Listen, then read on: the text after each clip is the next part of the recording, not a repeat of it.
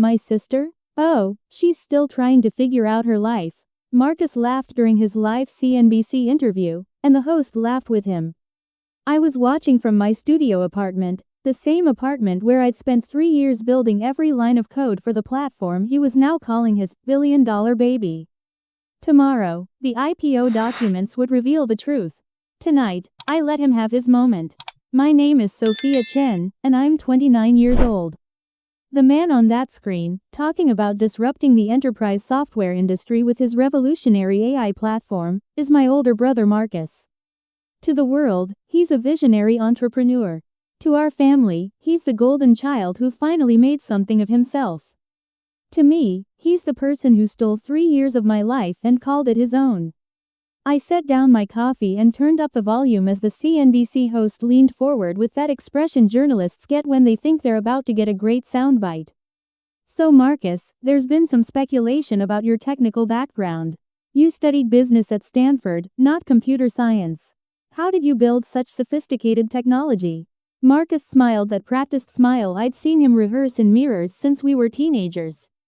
You know, Sarah, I'm a firm believer that you don't need a traditional tech background to innovate. I hired an incredible team, worked 80-hour weeks, taught myself to code through YouTube tutorials and online courses. When you're passionate enough, you figure it out. That's the beauty of the modern tech ecosystem. The lie rolled off his tongue so smoothly that I almost believed it myself. Almost, but I couldn't forget the reality. Marcus had never written a single line of code in his life. He could barely create a pivot table in Excel without calling me for help. The man who was now claiming he'd taught himself to code didn't even know what Git was 6 months ago. And your family must be so proud, Sarah continued, adjusting her notes. I understand your father is a successful real estate developer in Seattle. Did you always know you wanted to follow an entrepreneurial path? They've been amazing, Marcus said, his voice taking on that false humility tone he'd perfected for investor pitches. My parents always encouraged me to dream big, to take risks. My father built his business from nothing, and he taught me that success comes from vision and execution. My sister, well, she's still trying to figure out her life, but we're all rooting for her to find her path. The camera cut to Sarah's sympathetic nod, and I felt my hands grip the coffee mug so tightly I thought it might shatter. Still trying to figure out my life. As if I was some lost 20-something wandering aimlessly through coffee shops and yoga studios while he built empires and changed industries. What Marcus didn't mention, what he would never mention, was that 3.5 years ago, I had come to him with an idea that would change both our lives forever. I'd been working as a senior software engineer at a mid-sized tech company in Seattle called DataSync Solutions, and I'd noticed a massive gap in how enterprises manage their AI workflows and data integration. Companies were spending millions on AI tools that couldn't talk to each other, creating data silos that made the technology almost useless. I'd spent 8 months building a prototype in my spare time, working from 7 p.m. to 2 a.m. most nights, fueled by cheap coffee and the conviction that I'd found something revolutionary. And it was revolutionary, not because I'm arrogant, but because I'd genuinely solved a problem that billion-dollar companies were struggling with. My platform could integrate any AI tool into any enterprise system, creating seamless workflows that increased efficiency by up to 300% in my test cases. I'd shown it to Marcus at a family dinner on a rainy October evening, excited to get feedback. He'd studied business at Stanford and had connections in the venture capital world through our father's network. I thought he could help me understand the business side, maybe introduce me to investors who could help me scale the prototype into a real company. This is incredible, Soph, he'd said, his eyes wide as he watched my demo on my laptop at our parents' dining table. Seriously, this could be huge. This is Salesforce level stuff. Let me help you. I know people at Sequoia, Andreessen Horowitz, Benchmark. I can open doors you can't. The implication was clear even then, you're just an engineer, you don't know how this world works. But I'd been 25 years old and naive enough to believe that family meant something. That blood was thicker than equity tables and corporate structures. So I'd agreed. We'd formed a company together, Chen Technologies Inc., incorporated in Delaware, with a Seattle headquarters. I'd signed the paperwork Marcus's lawyer friend had prepared, barely reading through the 47-page operating agreement because I trusted my own brother. The structure seemed simple enough at the time. Marcus would handle the business side, everything related to fundraising, strategy, partnerships, media relations. I would handle the technology, the product development, the actual building of everything that made the company valuable. We'd be equal partners working toward a common goal, or so I thought. For the first 6 months, everything seemed fine. I'd quit my job at DataSync Solutions, walking away from a $145,000 salary and excellent benefits to throw myself into building the platform full-time. I worked from my studio apartment in Capitol Hill because we couldn't afford office space yet, and frankly, I didn't need it. All I needed was my laptop, a strong internet connection, and enough coffee to fuel 16-hour workdays. Marcus was supposedly out there pitching to investors, taking meetings in San Francisco and Palo Alto, building our brand and establishing relationships with potential clients. He'd send me excited texts about meetings that went well, connections he was making, interest from major firms. Then the term sheet came through. $3 million seed round from Meridian Ventures, a prominent Silicon Valley firm with successful exits from companies like DataRobot and Automation Anywhere. I'd been ecstatic. We were real. We had validation. We had runway to build something incredible. There's just one thing, Marcus had said when he'd brought me the paperwork to sign at a coffee shop in downtown Seattle. The investors want to see clear leadership. They're more comfortable with one CEO, one decision maker at the top. Given my Stanford background and my connections in the venture community, they think I should take that role officially. You'll be CTO, of course. Chief Technology Officer. Equal partners in everything that matters, but clearer organizational structure for the outside world. I'd signed. Again, I'd trusted him. The CTO title sounded impressive, and I didn't care about titles anyway. I cared about building something that would change how enterprises used AI. What I didn't realize until much later was that the operating agreement I'd signed at the very beginning had already given Marcus control of the company. I'd been so focused on the technology, on solving problems and writing elegant code, that I hadn't paid attention to the business structure that would determine my entire future. Marcus owned 60% of Chen Technologies. I owned 30%. The remaining 10% was set aside in an option pool for future employees. On paper, it seemed reasonable. The CEO had majority control, the technical co-founder had significant equity, and we had room to attract talent.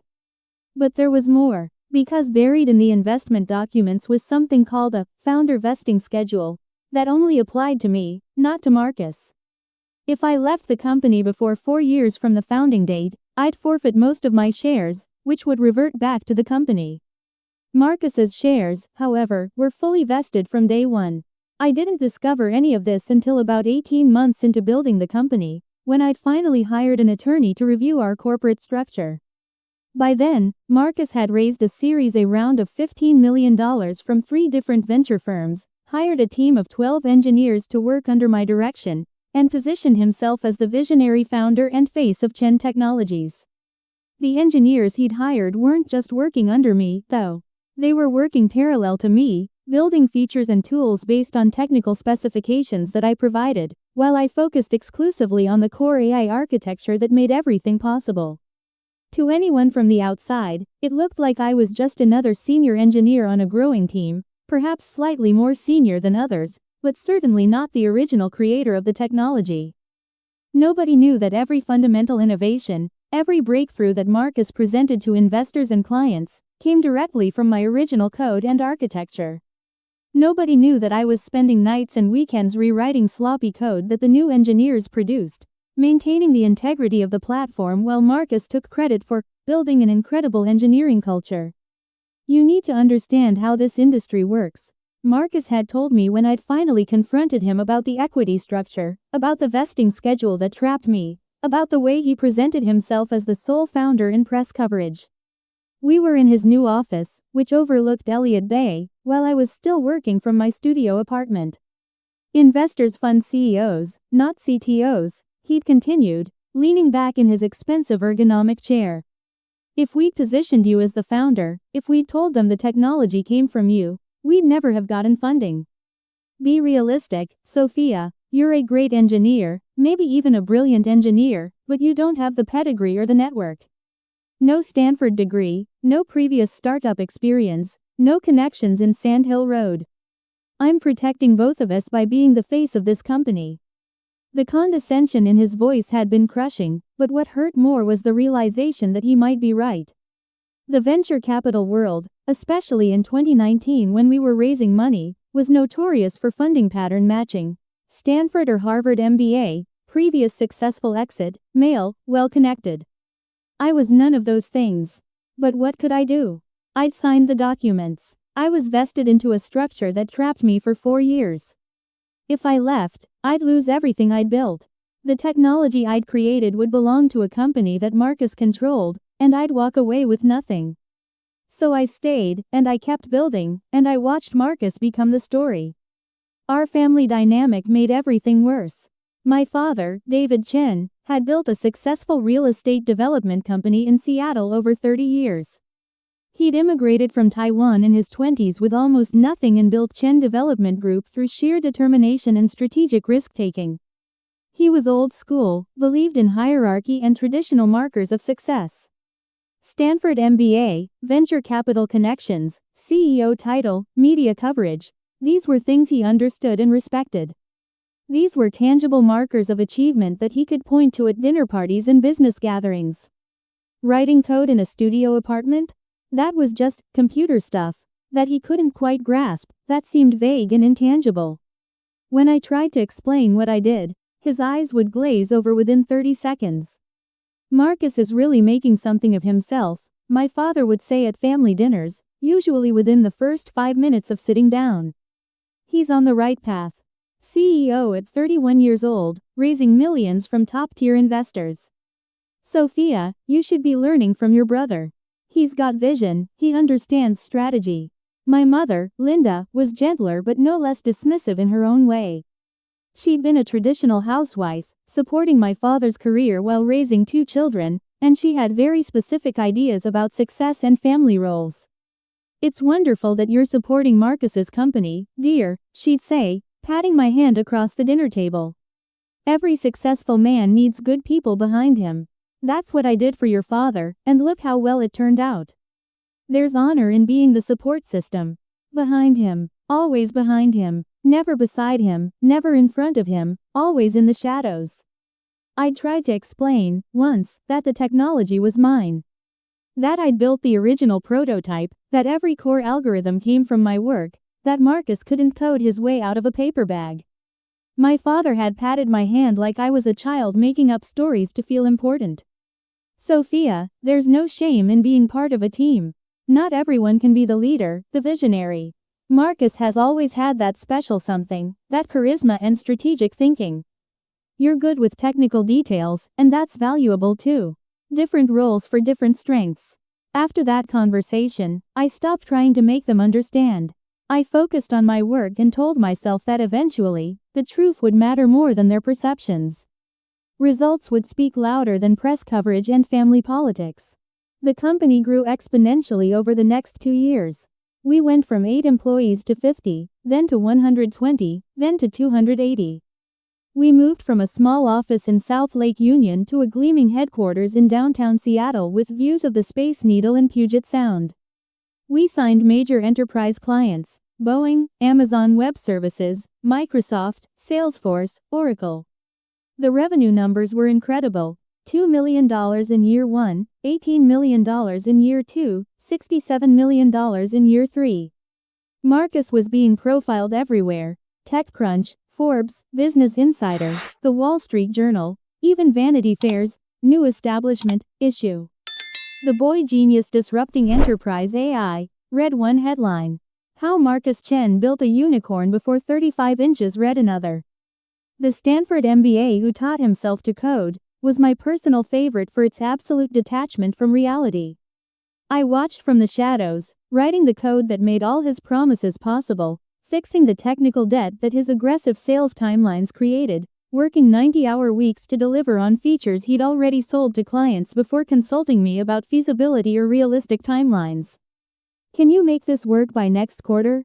became his favorite question, usually asked in Slack messages at 11 p.m., after he'd already signed a contract promising a client that we could deliver capabilities that didn't exist yet.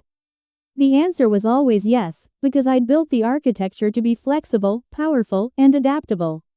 But every yes came at the cost of my sleep, my health, my relationships, my sanity. I stopped dating because I didn't have time. I stopped seeing friends because I was always working. My studio apartment became a prison that I only left for grocery runs and occasional obligatory family dinners. Meanwhile, Marcus was on magazine covers, giving keynote speeches at tech conferences, being invited to exclusive CEO dinners and networking events in San Francisco and New York. He'd moved into a penthouse apartment in Belltown with floor-to-ceiling windows and a personal assistant who managed his increasingly busy schedule. The contrast between our lives was stark, but nobody seemed to notice or care. To the world, and to our family, Marcus was the success story and I was the supporting character. Then, 6 months ago, everything began to shift. Marcus called a company all-hands meeting with an announcement that would change both our lives forever. "I'm thrilled to share some incredible news," he'd said, standing on a small stage in our office's main gathering space, addressing all 280 employees. Chen Technologies has been approached by several major investment banks about going public. Goldman Sachs, Morgan Stanley, JP Morgan Chase, they all want to take us to market. We're going to IPO. We're going to be on NASDAQ. This is what we've all been working toward, and I couldn't be more proud of this team." The room had erupted in applause and cheers. People were hugging, high-fiving, taking photos. For many of them, especially the early employees with stock options, this meant life-changing wealth. Going public would make millionaires out of people who'd bet on us when we were nothing. I'd sat in the back of the room, my hands folded in my lap, my expression carefully neutral, while my mind raced through calculations and implications. An IPO meant SEC filings, S-1 registration statements that disclosed everything about the company. Public information, transparent cap tables showing exactly who owned what percentage of the company. Executive compensation details, organizational charts, risk factors, everything. More importantly, it meant my vesting schedule would complete. 4 years from our official founding date was 8 days away. Every share I'd been promised, every percentage point of equity that had been locked up with vesting restrictions, would finally, legally, irrevocably become mine. I'd gone home that night and pulled out all the corporate documents I'd been collecting and organizing over the years. The original operating agreement with my signature on page 43. The Series A term sheet with its complex anti-dilution provisions. The Series B documents that had valued the company at $350 million. The amendments and modifications that I'd signed without fully reading because I'd been too busy building the actual product. And I'd finally done the math properly, carefully, with a calculator and a spreadsheet and 3 different colors of highlighter. Due to anti-dilution provisions I hadn't fully understood when I'd signed them, my equity hadn't been diluted as much as Marcus's shares over the multiple funding rounds. While he'd sold significant portions of his stake to bring in investors, giving up control in exchange for capital and validation, my shares had been protected by provisions that his expensive lawyer had included in the original operating agreement. It was actually quite ironic. The lawyer had probably added those protections to keep me from getting screwed if the company succeeded, a standard protective measure for technical founders. But Marcus, focused entirely on maintaining his CEO position and controlling the narrative, had never bothered to understand the long-term implications of those provisions. After all the funding rounds, after all the dilution and option pool expansions, the cap table looked like this. Marcus Chen, 42% of the company. Various venture capital investors, 28% of the company. And me, Sophia Chen, the CTO, who everyone assumed held a standard 3 to 5% equity package, 30% of the company. 30%, nearly a third of everything. But there was more, something I'd completely forgotten about until I reread the original operating agreement that night. Buried in section 7.3, subsection D, was a clause I'd glossed over 3.5 years ago. In the event that the company completes an initial public offering within 5 years of the founding date, and if the company has achieved annual recurring revenue of at least $50 million at the time of such offering, All equity held by Sophia Chen shall vest immediately and completely, regardless of the standard 4-year vesting schedule outlined in Section 7.1. The clause had been Marcus's lawyer's idea, a way to incentivize me to stay and keep building if the company achieved rapid success. It was a bet that we'd never actually IPO that quickly, that we'd never hit $50 million in revenue that fast. Marcus had probably never even read it carefully. I certainly hadn't, too focused on building to worry about edge case contract provisions. But we'd hit $67 million in annual recurring revenue last quarter. And we were going public in 6 months. Which meant that clause was about to become very, very relevant. I'd hired a securities lawyer the next morning, a woman named Patricia Rodriguez who specialized in startup equity and IPO procedures. She'd reviewed every document I had and confirmed what I'd discovered. This is highly unusual, she told me in her downtown office, looking up from the papers spread across her conference table.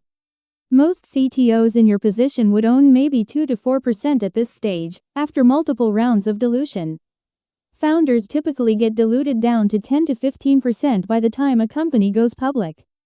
Someone made a serious error in structuring your original agreement, and then compounded it with these anti-dilution provisions.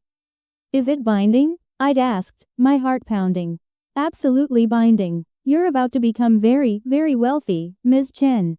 Depending on the IPO valuation, you're looking at somewhere between $500 million and $900 million in net worth. I'd sat in silence for a moment, processing that number. $500 million, maybe more. For 3.5 years of the hardest work of my life, for building technology that was genuinely changing how enterprises operated, for being invisible while my brother took credit. There's one more thing you should know, Patricia had continued. Your 30% stake gives you significant influence. You're not the majority shareholder, but you're the second largest shareholder in the company. At most public companies, that means a board seat, significant voting rights on major decisions, and the ability to block certain corporate actions that require supermajority approval. Does Marcus know about any of this? I'd asked. Patricia had shaken her head. I doubt it. Most CEOs don't carefully review the cap table details until the IPO process forces them to. He's probably assumed you own 5 to 8% and hasn't thought much about it. The reality is going to be quite a shock. That had been 3 months ago. Since then, I'd watched Marcus prepare for the IPO like it was his personal coronation. The roadshow presentations, the media training, the carefully crafted narrative about his journey from Stanford business student to self-taught coding genius who built a billion-dollar company. I'd kept my head down and my mouth shut, continuing to do my job, fixing bugs and optimizing algorithms while Marcus practiced his pitch to institutional investors. The S-1 registration statement had been filed with the SEC 4 days ago. It was public record, available on the SEC's EDGAR database for anyone to read.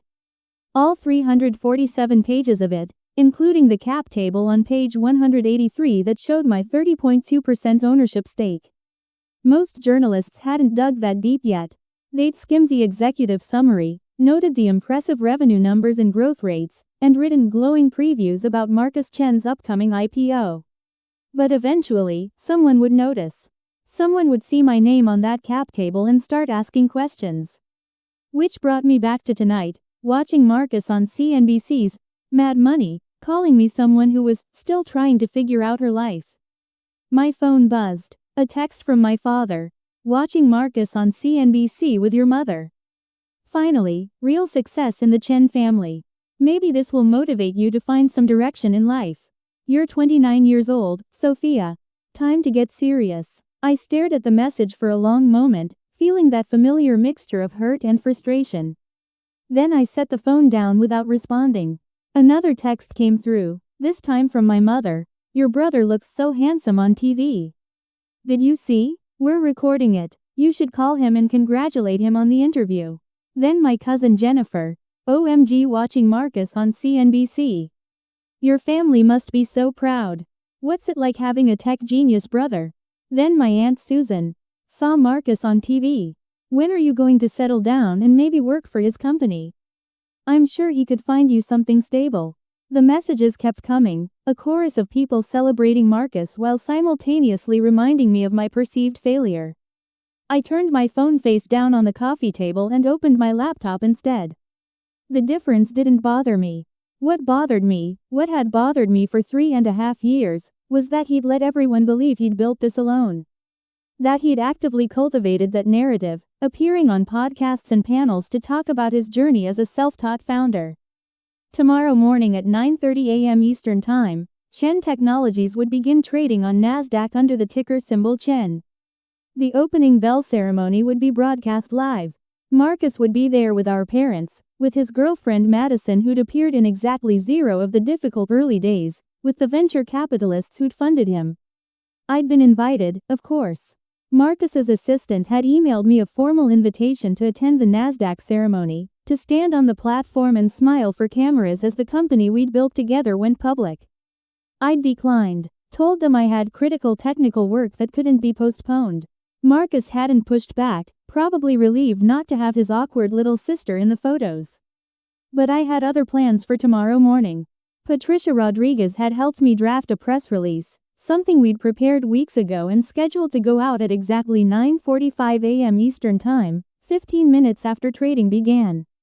The headline read, "Chen Technologies co-founder Sophia Chen speaks out. I wrote every line of the original code." The release detailed my role as the original creator of the technology, my 30% ownership stake, and my plans to take a more public role in the company's direction going forward. It included quotes from early DataSync colleagues who'd seen my original prototype, from the first engineers Marcus had hired who'd worked directly with me, from clients who'd specifically requested my involvement in their implementations. It was factual, measured, professional. But it would explode like a bomb in the carefully crafted narrative Marcus had built. I'd also scheduled a series of posts on my previously dormant LinkedIn, Twitter, and Medium accounts. Screenshots of early code commits showing my username. Photos of whiteboards from our first office covered in my handwriting, explaining the AI architecture. Technical documentation I'd written. Everything timestamped, everything verifiable. The tech media would have a field day. Secret co-founder revealed. The woman behind Chen Technologies. Sophia Chen. The technical genius Marcus Chen forgot to mention. But more importantly, institutional investors who'd bought into the IPO based on Marcus's story would start asking questions. Board members would demand explanations. Employees would wonder what else hadn't been disclosed properly. I wasn't trying to destroy the company. I'd built it, and I wanted it to succeed. But I was done being invisible. Done being the footnote in Marcus's success story. Done watching my family celebrate him while treating me like a failure. My phone buzzed again. Another text, this time from Marcus himself. "Did you see me on CNBC? Pretty good interview, right? Going to be a crazy day tomorrow. Sure you don't want to come to the opening bell?" I looked at the message for a long moment. Then I typed out a response. "Saw it. Good luck tomorrow. You're going to need it." I hit send and closed my laptop.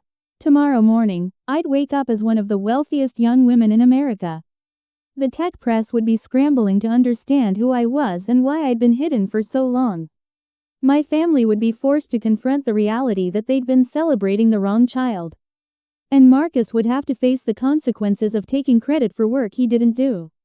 I walked to my window and looked out at the Seattle skyline, at the city where I'd built something extraordinary while living in a 400-square-foot apartment. Tomorrow, everything would change. But tonight, I let Marcus have his moment on CNBC. I let him laugh about his sister who was still figuring out her life. I let him bask in the attention and praise he'd stolen from me. Because tomorrow, the world would know the truth. And truth, I'd learned, was the sweetest revenge of all.